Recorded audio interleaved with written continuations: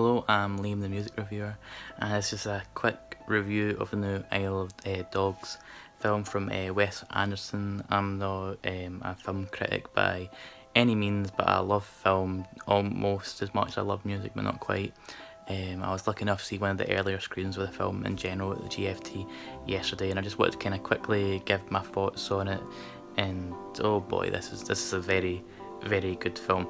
The story, if you haven't really seen the trailers or anything like that, basically dogs are kind of banished to this, as you can imagine, this isle where after contracting like canine flu, and during this kind of story there's also kind of like some parallels to just history in general, especially in the latter half of the film that I won't get into, but once you've seen it you'll know what I mean. I'm just going to try and keep spoiler free as possible. But there's some key themes like about environment, about family, about redemption and whatnot.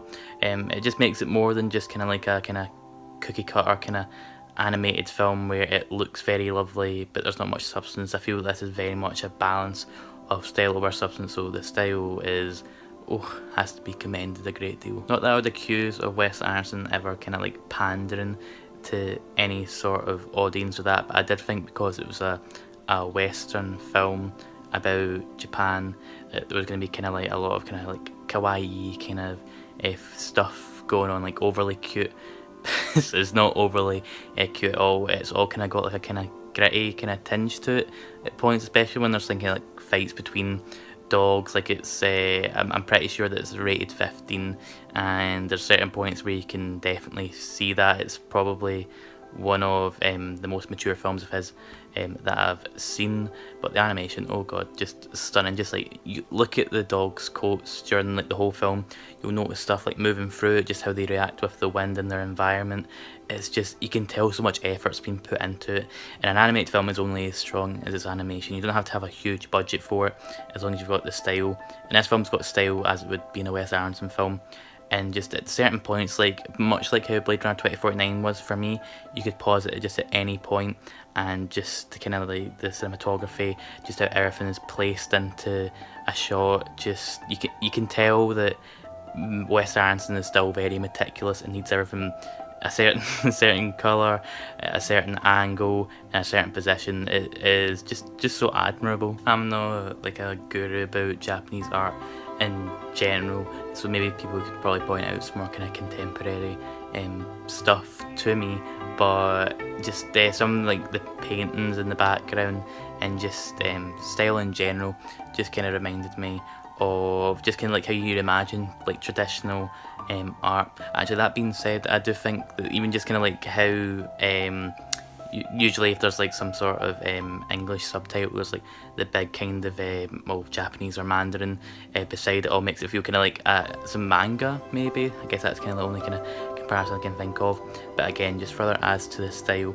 And as you may imagine, for like a film set in Japan, you would maybe think, because it's going to be a western film as well, that it would be solely English actors in it. But for really most of the film, I'd say maybe like 50-50, 60-40 kind of split.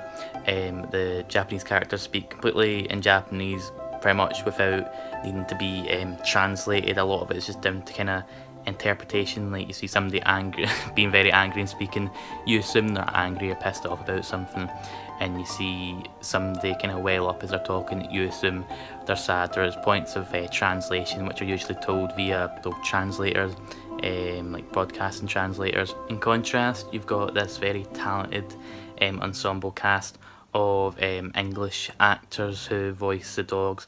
Harvey Keitel, you've got Scarlett Johansson voicing Anona. I need to point that out. I think people were expecting her to voice like a Japanese girl and end up in more controversy after Ghost in the Shell.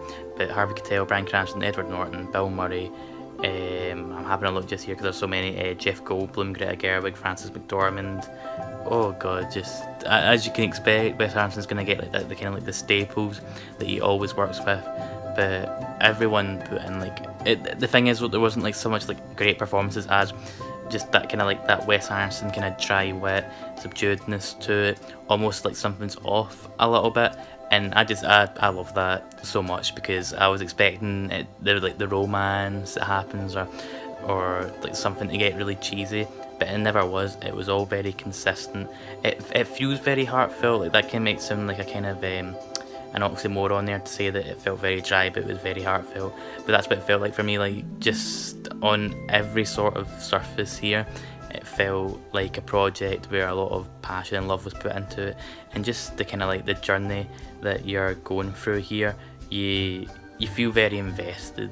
I do think this is gonna kind of set the bar for animation for the rest of the year, and probably beyond, especially for the kind of style that we're going for here. Coco is a very, very good film, and I feel kind of bad for comparing the both of them, because they're obviously totally different audiences, totally different just cultures that they're going for here. But I just thoroughly recommend this film. As soon as it gets like a wide release, go see it. But this is just a special film, and I just kind of hope that we get to see more animated films like this in 2018, because 2017 wasn't the best for animation. But yeah, if you've seen Isle of Dogs, let me know what you think. Again, this has just been kind of my quick take on it. I'm sorry that it wouldn't be as kind of thorough analysis as you might get from other people, but that's their job. I'm just giving kind of a quick audience take on someone that kind of loved this film, loves films. But I'll see you guys soon for some sort of music review. I'll get round to it, I promise. But take care and stay hydrated. See you later.